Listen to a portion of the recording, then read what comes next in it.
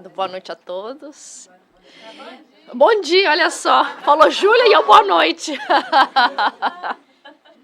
Meio. O sorriso é sempre uma terapia, né? Então, que bom que a gente possa despertar e que os bons espíritos encontrem meios de nos inspirar nesta noite, nesta manhã. É que lá no Divino é sempre à noite, né? A temática da noite, da manhã é reencarnação. Então, no livro Contos e Pontos, tem uma história muito linda que se chama O Reino das Borboletas. E conta que existia um grupo de larvas que estavam morando no charco, na beira de um repolho. E elas estavam lá, já naquela preocupação, porque o repolho já estava se findando, a vida já estava ficando difícil. E a larva mais velha, aquela que tinha mais tempo de existência, havia saído na busca de outros recursos para que elas pudessem encontrar um meio de sobrevivência. Nesse período, enquanto elas se encontram... Licença. eu preciso, Enquanto elas se encontravam lá na espera, aparece uma linda borboleta. E essa borboleta vem volatando, deslumbrando, refletindo o sol maravilhoso. Ela vinha com esse perfume das flores e ela diz assim: minhas irmãs, não desanimem, não percam-se do caminho. Eu sou uma de vocês. Eu também um dia estive no fundo lá com vocês e hoje eu brilho, me alimentando do néctar das flores, deslumbrando a visão maravilhosa do sol, vendo a vida por um outro ângulo. E vocês também um dia terão esta oportunidade. Sigam em frente, não deixe que o vento e as dificuldades e a fome arrebate vocês essa oportunidade. Fiquem resistentes. E diz que as larvinhas, olhando essa borboleta linda, iluminada, vibrante, pensaram: o que é um anjo? É um outro ser? Quem que é essa maravilha, esse ser aqui maravilhoso que nos traz tantas imagens positivas? Será que a gente acredita? Será que não? E nesse momento ela fala assim: minhas irmãs, um dia vocês estarão comigo, voando sobre a altura das flores, deslumbrando a beleza da natureza, salivando agora no néctar das flores. Quando de repente ela fala, dando estímulo e sai voando. Nesse momento, retorna a larva madura, que é a chefe do grupo. E elas toda empolgada dizendo o que aconteceu, esse ser maravilhoso, essa belezura. E a larva, já irritada, fala: não creia nessas coisas. Como poderemos pensar que nós, no fundo, no charco, isso daí são coisas, histórias para descontrariar, para distrair. Vamos que eu encontrei o próximo fonte de recursos de alimentação, porque aquelas flores, aquelas vegetais são o nosso único tesouro, o nosso recurso, não mais de histórias.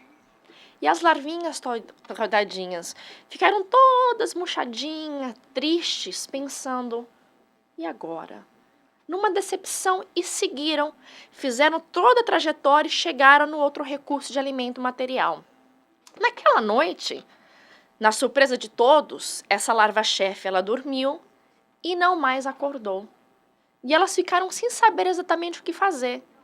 E passou o tempo, e eventualmente aquela larva se transformou num casulo. E qual não foi a surpresa quando aquela larva, arrogante, descrente, se abriu daquele casulo e volatou como uma linda borboleta. E aí diz, irmão X, no seu resumo, que aquela, mesmo descrente, mesmo orgulhosa, não deixou de seguir as leis de Deus e se transformar numa linda borboleta que volatou os céus do perfume das flores. E assim é conosco. A temática, apesar de ser reencarnação, não é orientada para provar se existe ou não a reencarnação. A reencarnação existe, vai cair de nós se nós acreditamos nela ou não. Então o nosso foco é o que é a reencarnação e para que serve a reencarnação. Então agora deixa eu só certificar que eu estou com os botões corretos. Então o que a gente aprende, e isso é muito baseado, a maioria do estudo é baseado no capítulo 4 do Evangelho, ninguém pode ver o reino de Deus se não nascer de novo. E diz que uma das mais importantes leis revelada pelo Espiritismo, pois explica todas as aparentes anomalias da vida humana. e é baseada na lei de causa e efeito. Então, a reencarnação, elas vêm nos trazer explicações que muitas vezes, se não acreditássemos na reencarnação, não íamos compreender ou aceitar. Como alguns nascem ricos, outros nascem pobres. Uns nascem saudáveis, outros nascem doentes. Então, é o processo que vai nos trazer uma maior compreensão. E nesse processo, então, a gente compreende que o reencarnar é o retorno da alma, ou seja, do nosso espírito, à vida corporal. Forma-se um novo corpo, mas o espírito é o mesmo.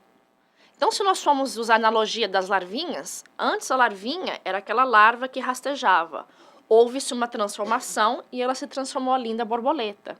Nós é o mesmo. Este corpo físico um dia vai deixar de existir, vai voltar à Terra e o meu espírito eventualmente vai então processar um novo corpo através da gravidez, da maternidade, vai obter um corpo novo e o espírito mantém-se o mesmo. Então, ele não vai ter nada de comum com o antigo, vai ser um novo, mas o espírito ele permanece o mesmo. O que aí vai nos trazer várias implicações, que nós veremos mais à frente. Então, nós vemos que também no processo de reencarnar, cada encarnação, ela é temporária. É um estado transitório. Tem um começo e tem um fim. A gente nasce, né? Nascer, viver, renascer. Esta é a lei, assim disse Allan Kardec. Então, nós nascemos, temos um tempo na Terra, ou em outros mundos, no nosso caso, aqui no planeta Terra, e aí desencarnamos. Então, a gente vê que esse estado transitório, ele tem um objetivo. Cada reencarnação, ele tem uma tarefa específica que foi imposto, ou definido, ou planejado sob a orientação de Deus. E vem para que nós possamos, como objetivo primordial, aprender a fazer uso do nosso livre-arbítrio. Quando nós fomos criados simples e ignorantes. Latente dentro de nós tudo aquilo que é necessário para atingirmos a perfeição. Mas essas sementes, elas têm que ser desenvolvidas. Então, cada experiência, cada reencarnação, cada acontecimento vai burilando, trabalhando essas sementes para que elas se desenvolvam. E nesse processo, nós vamos cada vez mais adquirindo independência. É como a criança. A criança, ela no início não tem muito poder de decisão. Ela vai crescendo como um pré-adolescente, um adolescente, um adulto, um ser maduro. Então, cada momento, nós vamos desenvolvendo a capacidade de assumir responsabilidade de nossos atos. E o processo reencarnatório é o mesmo. O espírito, ele quando primeiro criado, ele é como a criança, ainda indeciso, inexperiente, sem muita capacidade de discernimento. E aí as experiências vão nos apresentando as condições necessárias para que nós desenvolvamos esse discernimento através do livre-arbítrio. Então, nós vemos aqui a lei do progresso aplicada nesse processo de reencarnação, aonde todos nós somos fadados à perfeição. E cada momento, cada experiência nos apresenta não como um teste, mas como uma oportunidade de desenvolvermos certas qualidades e certas condições necessárias para um dia chegarmos à perfeição. Então, como nós usamos a palavra antes, é o autoburilamento. É o antigo, né, não o antigo no sentido de velho, mas o muito conhecido reforma íntima. É aquele mármore bruto que a gente vai esculpir para fazer uma obra de arte. Então, algumas coisas primordiais que o processo da reencarnação faz ele vai sublimando nossos instintos. É natural, como a criança, no início, que tem a capacidade de visão bem diminuída, nós, como espíritos novos, também temos essa visão bem diminuída. Como as larvinhas, não compreendiam e não sabiam da beleza da existência da borboleta. Elas viviam naquele charco com os olhos para a terra. Nós, muitas vezes, sem conhecimento, ou sem fé, porque a leitura do início caiu assim, perfeita. Às vezes nós ficamos sem fé e esquecemos que essa vida ela é transitória, que ela é curta e que a nossa verdadeira vida é espiritual. E nós focamos tanto naquilo que é do hoje, as contas, o trabalho, as responsabilidades, a casa, o carro, a necessidade de nos alimentarmos, que às vezes o espiritual fica secundário, quando em realidade os valores deveriam ser inversos, aonde o espiritual deveria ser a nossa prioridade e secundário aquilo que é material. Porque se a gente obtém o material e esquece do espiritual, um dia o material vai se desfazer de qualquer forma, o espiritual ele prossegue. Eu lembro de uma experiência pessoal que eu vou dividir aqui com vocês, que foi um aprendizado muito grande. Há muitos anos atrás, eu com meu marido e alguns amigos resolvemos fazer uma viagem para a Flórida. Então fomos todo mundo de carro, uns 4 casais, alugamos uma casa na Flórida com 4 quartos e falamos assim, opa, vai ser bem divertido. E divertimos na ida até lá, mulherada e homem, para banheiro e não para banheiro. E chegamos lá. E tinham sim 4 quartos. 3 quartos na casa, o quarto era a garagem adaptada para um quarto. Não tinha janela, não tinha um sistema de ar-condicionado conectado com a casa, tinha um cheiro muito forte de coisa fechada, umas aranhinhas porque não estava bem limpado. E na hora, a gente sem saber, tiramos os cartões, né? Vamos lá, quem tirar o número mais alto, escolhe o primeiro quarto, isso e aquilo. E quem que foi que ficou com o quarto? Uma frustração muito grande, né? Uma das primeiras férias que nós haveríamos de fazer, a gente tem aqueles sonhos, aquelas imagens, Flórida, calor, praia, tudo aquilo tinha. E eu tenho um pavor de aranha. Aí eu chego num quartinho abafado, com 2 camas de solteiro para mim e para meu marido, sem janela. Foi muito difícil superar os primeiros 2 dias, com aquelas aranhinhas de companheiras. E na férias toda foi difícil de superar, mas eu tirei a grande lição, porque eu imaginei, gente, e se meu processo de desencarnar e chegar na espiritualidade for superior?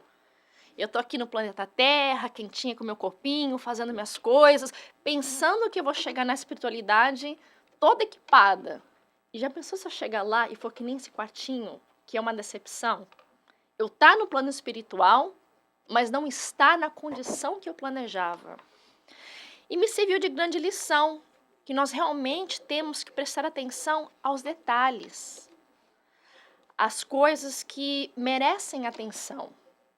Porque eu mesma sou culpada de, às vezes, me esquecer que sou espírito eterno.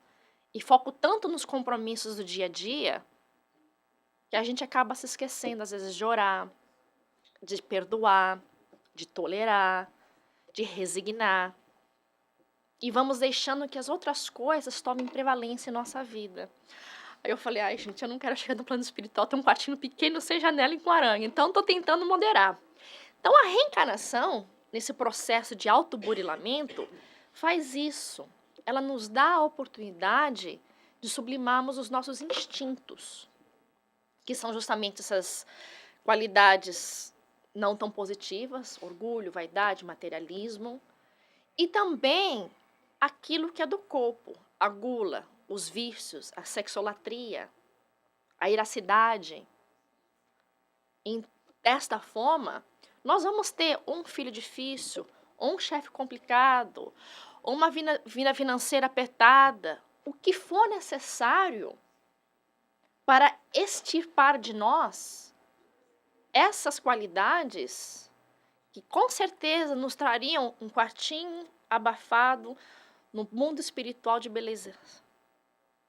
Então, quando a gente vê as dificuldades, não é para nos revoltarmos, é para dizer qual a lição que eu preciso aprender. E quanto mais rápido eu aprender a lição, mais rápido eu saio da situação.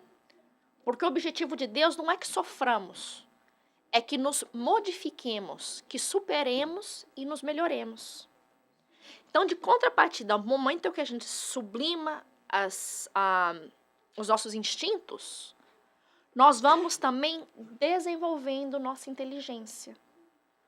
Porque, como vocês sabem, a perfeição é como duas asas, das emoções, ou seja, do espiritual, da nossa sublimação, e também da inteligência, o intelectual. São as duas asas que nos permitirão voo às alturas, como a borboleta. Então, neste processo, vamos desenvolver a inteligência. Quem cresceu, não sei se a maioria aqui são brasileiros, imagino que a maioria aqui são os brasileiros, né? E eu lembro quando a gente cresceu no Brasil, sem videogame, sem computador, sem essas coisas eletrônicas, a gente pegava um caixote, um pedaço de pau e fazia um carrinho. A gente fazia brincadeiras com nada, com um pedaço de papel, fazia um barquinho ali na água.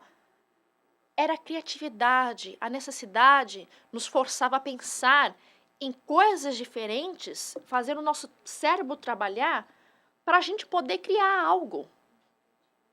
Então, a facilidade nem sempre é positiva, porque a gente estagna no pensamento cotidiano, na rotina. E dessa forma, as dificuldades que nós enfrentamos, ela nos traz a oportunidade de desenvolver a inteligência. É que nem no dia a dia, quem cozinha, que não é só mulher, às vezes aqueles mexidos são uma maravilha, mas a gente não pensa em fazer um mexido, mas chega na geladeira, não tem nada, eu preciso comer alguma coisa. A gente vai aqui, pega ali, cria, desenvolve, faz. E assim tem que ser na vida. Então, cada reencarnação vai nos apresentando essas dificuldades para que possamos justamente atingir esse objetivo. Cada encarnação tem uma tarefa. Cada um de nós temos uma missão. Quando falamos de missão, não é Divaldo Franco, Madre Teresa. Esses são missionários. Mas a nossa missão, às vezes, um filho, um marido, uma mãe, um irmão, uma enfermidade. Nossa missão não tem que ser de grande porte social, mas tem que ser de grande relevância pessoal. E cada um de nós temos as nossas. É o fato de nós agora buscarmos focar e pensar na mensagem espiritual embutida em nossa vida material. Por que eu me encontro aqui?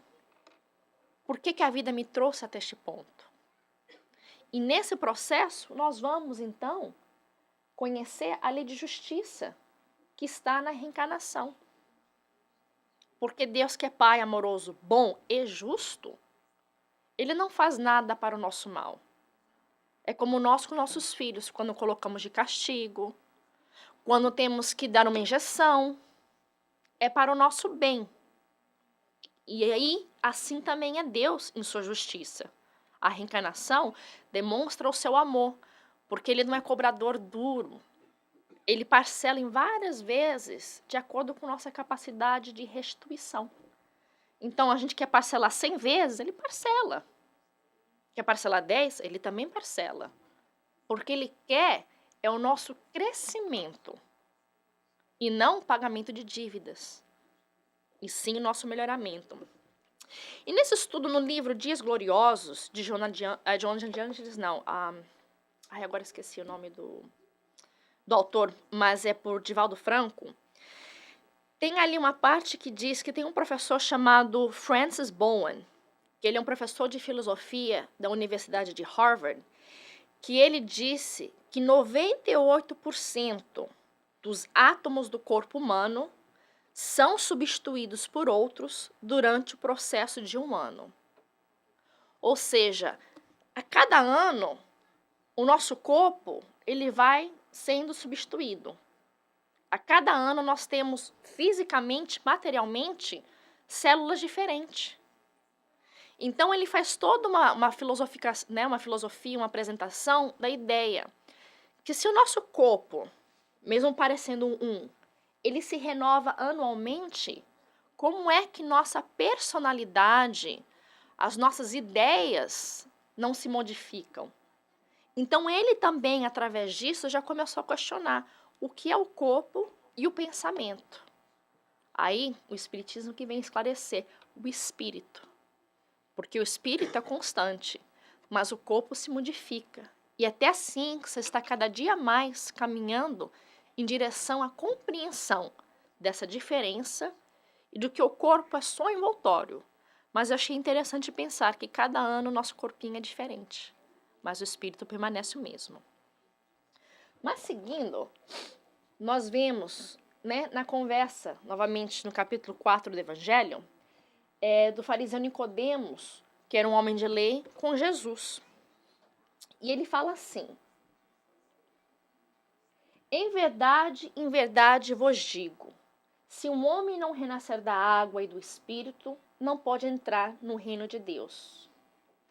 O que é nascido da carne é carne, o que é nascido do Espírito é Espírito. Não vos espanteis o que vos digo, que é preciso que nasçais de novo. O Espírito sopra onde quer, e ouve sua voz, mas não sabeis de onde ele vem e para onde ele vai. Ocorre o mesmo com todo homem que é nascido do Espírito. Então, o que quer dizer isso? Né? Porque essa é a parte que nós vemos no Evangelho que vem nos trazer bem definido a noção da reencarnação e sua conexão com o corpo. E é o que nós vamos estudar. Então, nós vemos que a reencarnação... Só uma coisa. Eu acho que está mais para frente. A reencarnação, ela tem que ter um fim útil. Me desculpa, deixa eu só ver que eu não sei se eu coloquei o PowerPoint ou não. Ok. Então, vamos voltar lá. Então, o que quer dizer nessa primeira parte? Se um homem não renascer da água e do Espírito, não pode entrar no reino de Deus. Quando a gente estuda o Evangelho, é muito importante nós mantermos em consideração o momento que eles viviam na época, os conceitos sociais, filosóficos, religiosos. Nós sabemos que Jesus, ele falou em parábolas e falou de uma linguagem que se aplicava à realidade que se existia naquela época. E uma coisa que a gente vai ver é que naquela época os antigos, com o conhecimento que eles tinham da ciência, que era muito limitado, é limitado hoje, imagina naquela época. Então, a concepção deles é que a Terra havia saído da água. Eles acreditavam que a Terra havia saído da água. E sendo assim, eles viam a água como elemento gerador de tudo. A água era a fonte de tudo que existia. Então, quando a gente vê, se um homem não renascer da água e do Espírito, não pode entrar no reino de Deus. Então, o que se estava dizendo aqui, naquela época, era o seguinte, que a água, ela simbolizava o material de natureza material, os elementos de natureza material. E o Espírito, os elementos de natureza intelectual, a natureza inteligente. Já mostrando novamente que, nem eu falei, as duas asas, do espírito, sentimento, e aí a outro oposto, a natureza inteligente. Então já começa dizendo que o corpo, a natureza material, e depois o espírito, a natureza inteligente. Como a gente vê o próximo Francis Bowman que nós falamos, que ele diz, o corpo se modifica, mas essa parte inteligente mantém-se a mesma. Já nos trazendo, então, que o quê? Que o que é nascido da carne e o que é nascido do espírito é espírito. Nos trazendo, então, bem claramente essa independência do corpo e do espírito. Que um está relacionado com o outro, mas são separados, são diferentes. E aí vem na próxima etapa, que fala, é preciso que nasçais de novo. Então, aqui que vem nessa ponta da fé, que é aquele, ouça quem tiver de ouvidos de ouvir. E nem todos estavam em condições de acreditar. Mas, ele disse bem fatídico, é preciso. Acreditando ou não, é uma lei da natureza. Que nem a gente fala muito da gravidade. Se você acredita na gravidade ou não, é ela que te mantém no piso. Então, ela vai estar trabalhando, queira a gente ou não. E aqui vem ficar bem claro que, novamente, isso, acreditando ou não na reencarnação, que foi o que nós dissemos que não é o foco de nossa palestra, a reencarnação não existe. As nossas múltiplas vidas. E ela é algo que vai sempre fazer parte. Então, o ponto é como trabalhamos nela. E aí vem... de novo. O último ponto que fala que, né, o Espírito sopra onde quer e ouve sua voz, mas não sabeis de onde ele vem e para onde ele vai. Então, trazendo a preexistência da alma e a pluralidade das existências, que são um processo. No Evangelho, a gente encontra tudo aquilo se relacionado à reencarnação. Mas, como dissemos, ela tem que ter um fim útil. Ela tem que ter uma finalidade.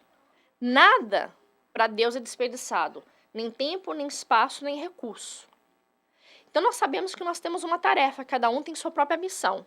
E qual poderia ser ela? Então, tem vários pontos da finalidade da reencarnação. Ela tem um objetivo primordial de chegarmos à perfeição. Como dissemos no início, todos temos o germe da perfeição dentro de nós. Vai caber o nosso esforço para desenvolvermos e fazermos com que ele possa florescer. Pode ser uma expiação. Falamos ali de justiça, que nada nos acontece por acaso. Às vezes, se cometemos erros graves em outras experiências, Deus nos dá a oportunidade de podermos reorganizar, reequilibrar, ou seja, consertar o que erramos. Deus não pune, não recrimina, mas Ele traz a necessidade de que se eu errei, eu conserto.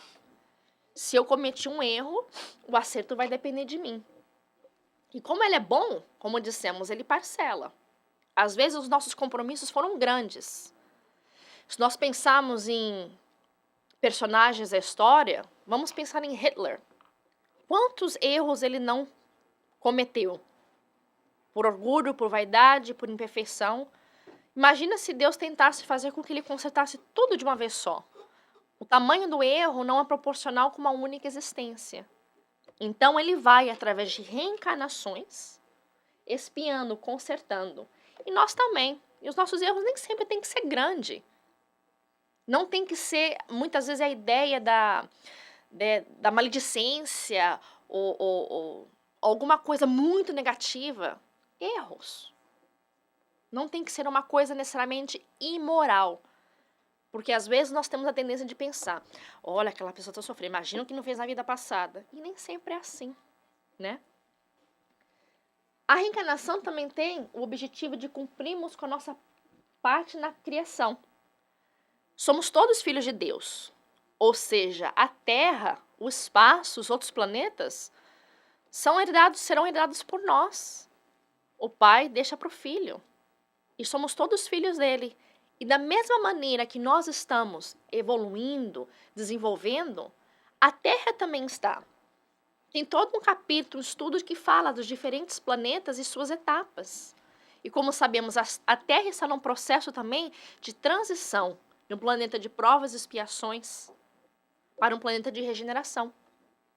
E nós fazemos parte, através de nossas boas atitudes, através dos nossos pensamentos positivos, das ideias que nós inspiramos, a educação aos nossos filhos, para deixar para a posteridade um conceito novo, mais sublimado, mais evoluído. E como dissemos antes, a tarefa como primeira prova do uso do livre-arbítrio, ou seja, vamos aprendendo. Eu fiz isso, tudo me veio bem. Eu fiz aquilo, a vida me mostrou que não é certo. E assim a gente vai aprendendo a discernir melhor. E como dissemos, o nosso progresso, o moral, necessidade recíproca do homem entre si, ou seja, através do convívio, da lei de sociedade, vamos aprendendo a calar as nossas imperfeições para deixar desenvolver qualidades sublimes que observamos nos espíritos evoluídos. E o intelectual, aí vem a obrigatoriedade do trabalho. O trabalho é uma das melhores terapias, uma das melhores intervenções para qualquer tipo de problema. Depressão, dor física, falta de dinheiro, desestímulo, decepção, o que for. Trabalhe, que sempre nos traz bem. Não tem intervenção melhor do que o trabalho. E não tem que ser o trabalho remunerado. O trabalho remunerado, muitas vezes, nós temos mais estímulo devido à remuneração. Mas o trabalho voluntário, e não tem que ser só na casa espírita. Em qualquer situação, em qualquer lugar, em qualquer momento.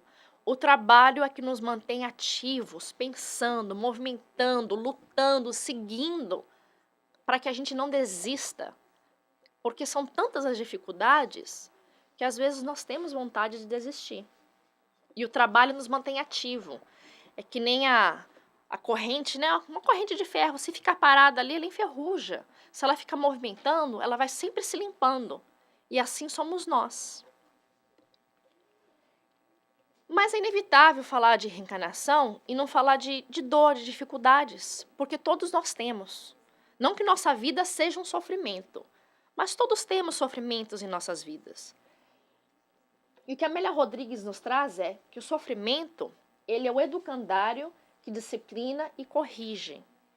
Impulsiona-o para frente, sem solução de continuidade, até quando, depurado, adianta-se, se enxaga e deixa que brilhe a luz do bem que em todo jaz. Que nem se a gente pensar uma peça de silver, né?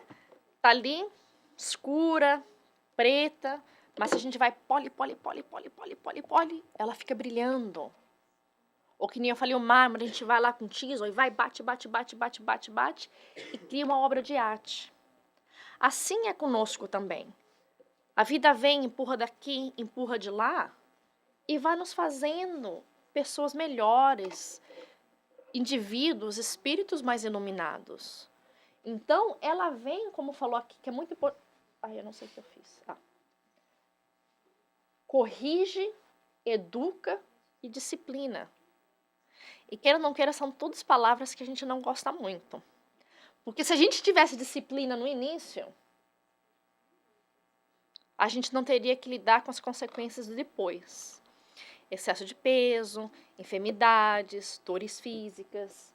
Se nós nos educássemos, ou educássemos nossos filhos, ou os nossos familiares, não teríamos que lidar com outras dificuldades. Então, vai nos trazer que é todo um processo de aprender a evitar para depois não ter que remediar. E aí conecta-se com o livre-arbítrio. Primeiro a gente erra, depois que a gente aprendeu, a gente vai se educando e se disciplinando para poder prosseguir na evolução. Então, ela é uma lei de equilíbrio e educação, que ela vem e nos traz a maneira, o processo para poder nos melhorar. Ela auxilia o progresso da criatura humana. Ela vem nos trazer a maneira de crescermos espiritualmente e como coletividade social no planeta que nos encontramos. Ela objetiva educar ou reeducar. E é muito interessante que Vinícius, que ele é, como assim, considerado o pai da educação e traz mestre de educação, muitos livros, toda a coleção dele é muito boa para educação infantil, mas educação do ser humano, que ele traz um ponto muito forte, que ele fala que a maior dificuldade, a raiz primordial dos comportamentos negativos que nós vemos na sociedade, a maioria não é fonte de maldade ou displicência, mas é fonte da má educação. Que se fôssemos bem educados do início, não seríamos portadores de comportamentos tão difíceis. É que nem a criança que cresce vendo o pai e a mãe jogar o lixo no chão, o pacotinho de chiclete, ou fumando o cigarro. Ela cresce pensando que é normal. Agora, se ela vê a mãe colocando no bolso, ou o pai no bolso, na bolsa, no carro, ela vai crescendo como uma criança mais disciplinada, mais higiênica. É a base, criança que não escova o dente, como que ela vai saber que tem que escovar o dente? Tem que ter alguém ali dizendo, escove o dente todos os dias. Então, nós vemos que o ser humano, ele se apresenta com suas dificuldades justamente por isso, pela má educação. Então, vem domar as paixões inferiores, como dissemos. Alguém que nasce com um problema severo de diabetes é alguma coisa que impõe um limite alimentar, um limite, às vezes, até físico. Alguém que vem com um asma muito forte. São coisas que a gente pensa corriqueira, é o pó, é isso, aquilo. Mas por que Deus permitiria? Porque aquilo serve de freio, de alguma maneira, serve de freio para que o indivíduo não prossiga em certos comportamentos. Não necessariamente significa que a pessoa cometeu um crime na vida anterior. Não, porque nem todo diabético foi guloso na vida anterior. Nem toda pessoa com asma foi fumante na vida anterior. Isso é uma generalização. mas vem nos apresentar um limite. A ideia não é ficarmos infelizes e tristes com o limite que a vida nos apresenta. É buscarmos adaptar como é que eu posso usar isso para o meu benefício e aonde que eu posso me encontrar, para que eu possa adquirir felicidade de viver. Então vem que fala também resgatar dívidas, como falamos, compromissos pretéritos, coisas não acabadas, erros cometidos. E reabilitar. Porque também, às vezes, não é dívida nenhuma, é aquela sementinha que está ali parada e agora está na hora dela crescer. E se nós pensarmos no processo da semente, é igual para nós. A semente está no fundo da terra, no escuro, úmido, frio. E aí ela tem que rasgar a casca, rasgar a terra até chegar no alto do solo. É um processo doloroso, mas que nos possibilita crescermos e desenvolvermos. Então a gente vê que a dor, ela não é uma punição, não é um castigo divino, mas sim um mecanismo de serviço ao nosso crescimento. Vem nos permitir equilibrar, vem nos permitir evoluir. E a gente vê que sempre houve uma noção muito prejudicial e muito corrompida da dor, como se ela fosse um castigo, uma punição. Tanto que, religiosamente falando, socialmente falando, desenvolveu-se muitos rituais, né? Na época, os padres que se flagelavam, ou, né, temos que rezar tantos ave-marias, ou temos que ficar de joelho no milho, ou não pode comer isso, não pode comer aquilo, ou corta cabelo, não corta cabelo. Que nós criamos técnicas exteriores na expectativa de que o nosso sacrifício material apaziguasse os espíritos, agradasse a Deus. Quando, na verdade, a dieta, o controle tem que ser interior de nossas emoções e de nossos sentimentos. E aí que muitas vezes a gente fica numa busca e não vê uma melhora. Porque, como falamos, a dor ela vem nos trazer atenção para uma problemática. O que é que eu tenho que modificar? E se nós focarmos, como aquelas larvinhas, na minha visão material, eu, Lígia, hoje, eu geralmente vou ficar com uma expectativa, um planejamento inadequado. Porque é impossível ter um planejamento eficiente se eu também não considero Lígia espírito eterno. E por isso é que muitas vezes a gente fica em certas dificuldades e parece que a gente não consegue se desvencilhar delas. Porque nós não estamos nesse processo trazendo em consideração o plano espiritual. Então fala assim, a dor serve para polir nossa alma como as ferramentas do artista servem para polir a pedra, esculpir o mármore, fundir o vidro e martelar o ferro. Em alguns casos, o sofrimento em si mesmo ainda é a melhor terapia para o progresso humano. Enquanto sofre, o homem menos se compromete, demorando-se em reflexão, de onde parte as operações do reequilíbrio. Então, o mal transforma num futuro bem porque ele vacina a vítima. E me traz a lembrança de um conto bem rápido de uma das obras de André Luiz, onde existia isso, uma família, um lar, onde ele estava sendo ameaçado pela infidelidade, onde o marido, nesse processo, encontrou uma amizade, estava nessa perspectiva de largar a família, separação, quando ele pega e fica adoentado.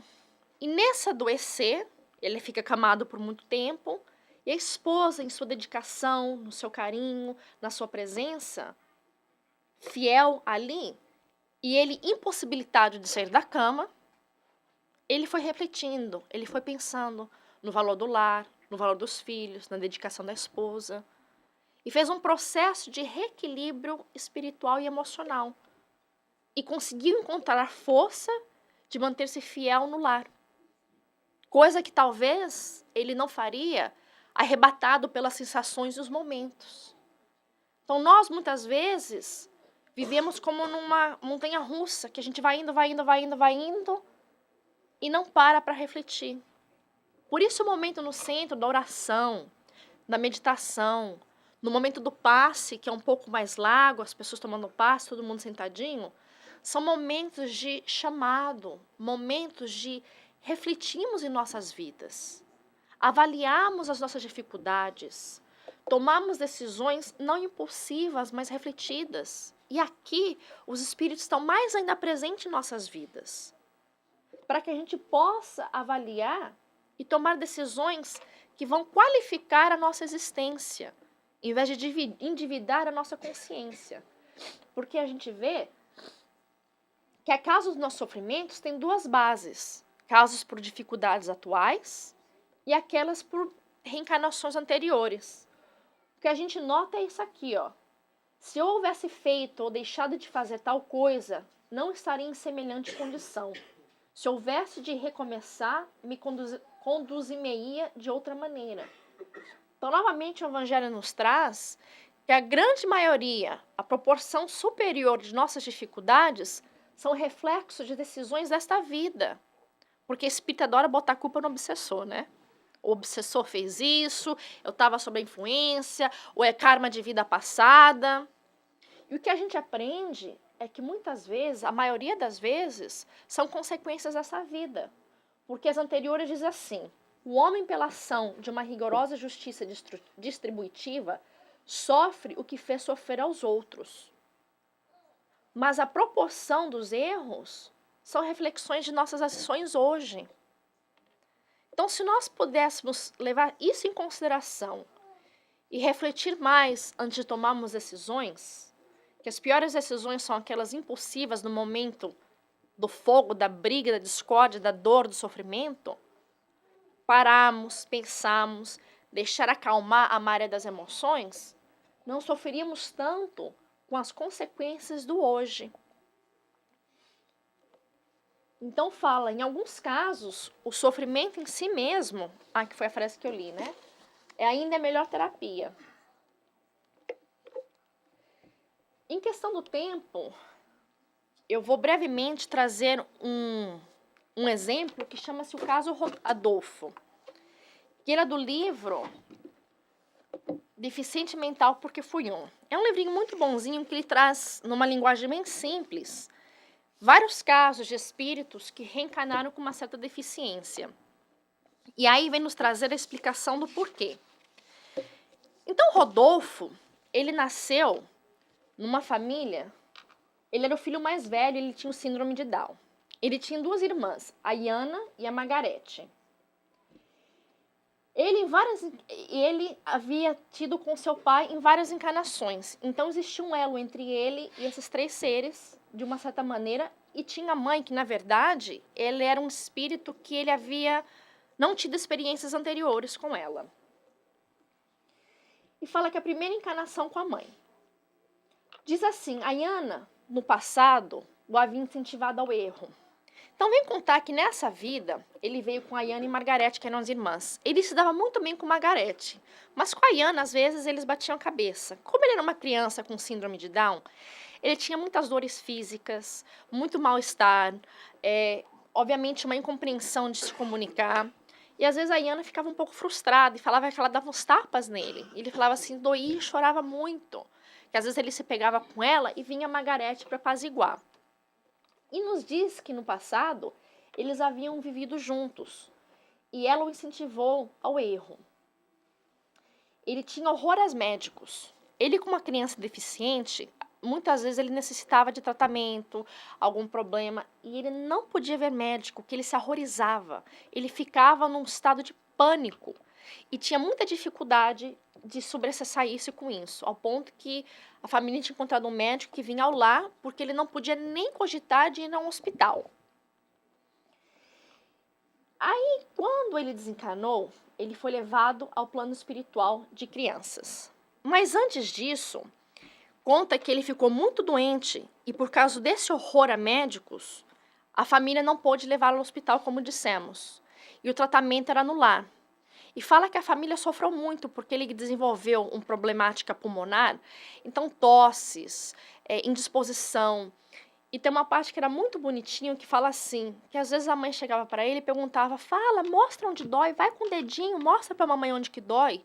E fala que ele, na inocência e na ignorância da compreensão, ele na cabeça dele dizia assim, mas não é o meu dedinho que dói, é outra coisa que dói. E ele não sabia se expressar. E fala que muitas vezes ele tinha alguns momentos de lucidez, que eram rápidos, eram como relâmpagos, aonde ele se sentia perseguido, aterrorizado, com medo, incompreendendo, querendo raciocinar, mas logo ele perdia o raciocínio, porque parece que o corpo constringia. O espírito era saudável, mas o corpo estava deficiente, como uma bola de cara a impedir o processamento. Então, eventualmente, com 18 anos, ele desencarnou. E fala que ele foi levado ao educandário de crianças. Lá, ele compreendeu Margarete, com toda essa experiência. Margarete era muito carinhosa, muito amiga dele.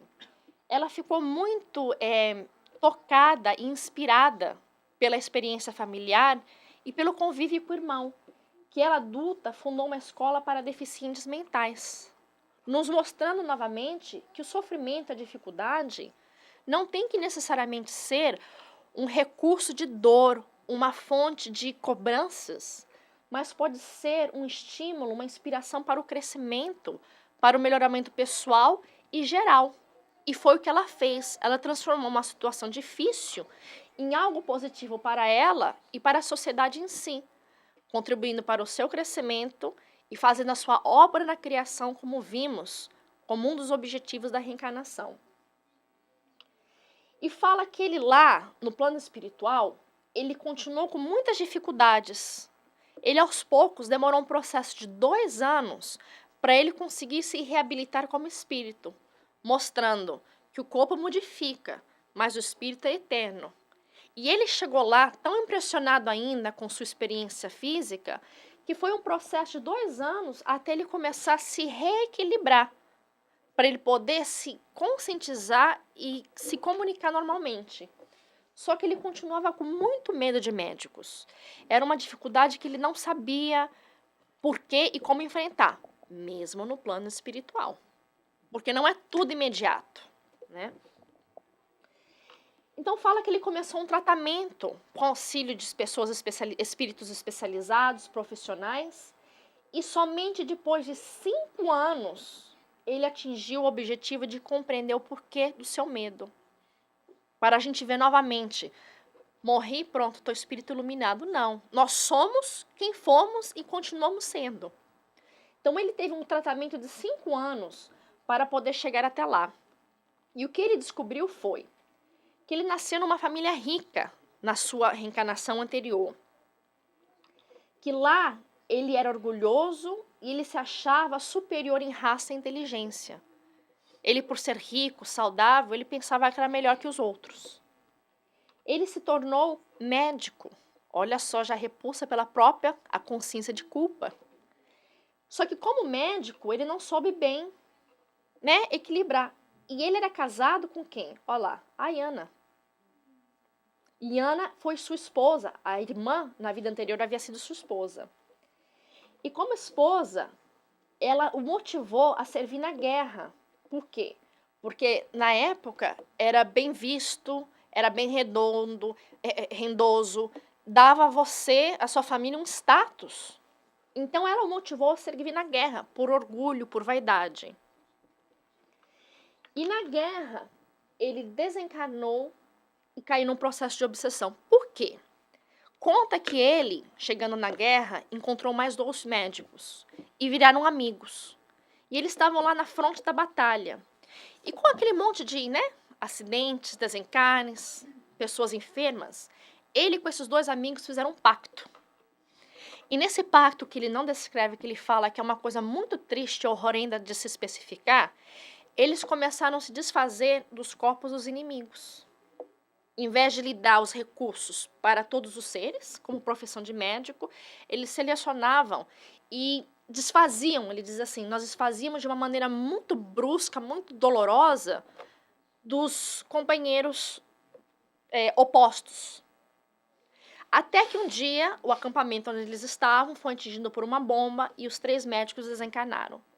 E fala que nesse processo ele caiu sobre um processo de obsessão muito grande, porque esses seres que haviam sido assassinados por eles vieram com uma sede de vingança. E foi um processo muito longo até ele conseguir um momento do quê? De reencarnar. Aí fala. Aqui já tá. Aí que ele conseguiu um processo, foi muito longo, que ele conseguiu se estabelecer e retornou como Adolfo, agora deficiente mental, com síndrome de Down, para dar a ele a oportunidade, com um corpo adulterado, um corpo que não funcionava bem, ele poder expurgar essa consciência culpada da adulteração que ele fez aos outros corpos. E aquela dificuldade de expressão, de comunicação, foi também um reflexo para ele poder apreciar a inteligência que ele tinha, os dotes intelectuais, a capacidade. E veio de novo novamente com Iana para que ele junto, ela que o havia estimulado ao erro, pudesse agora, através da dedicação como irmã, auxiliá-lo e os dois virem a um compromisso de irmandade, de fraternidade. E nesse processo que ele aprendeu isso, aí ele começou a perder o medo, esse horror do médico. Mas a profissão ainda lhe causava uma resistência, porque ele se sentia culpado dos erros passados. E ele quis saber onde que se encontravam os 2 amigos, aqueles que haviam se comprometido com ele. E o interessante é, um estava na Cruz Vermelha, reencarnado, mas e o outro estava reencarnado, mas emocionalmente perturbado pela insatisfação crônica. Então diz que um deles, quando ele despertou, também depois de um processo de obsessão e reequilíbrio, ele reconheceu o que ele fez. Ele se arrependeu e se motivou. Ele disse, não, eu tenho que consertar o que eu errei. Ele se sentiu mal, todo aquele processo, mas em vez de ele ficar preso no arrependimento, na vergonha, no sofrimento, ele resolveu usar isso como estímulo de luta. E ele voltou novamente como médico e se dedicou a vida inteira à Cruz Vermelha, tratando dos necessitados, dos sofridos, aqueles sem recurso. Foi a maneira que ele encontrou para equilibrar-se. Então mostra que ele, apesar de todos os males causados, os danos, os conflitos, ele não necessitou voltar danificado, enfermo, doente. Porque ele encontrou em si o equilíbrio emocional e a consciência de que ele precisava agora simplesmente fazer o bem, retornar o bem pelo mal que ele fez.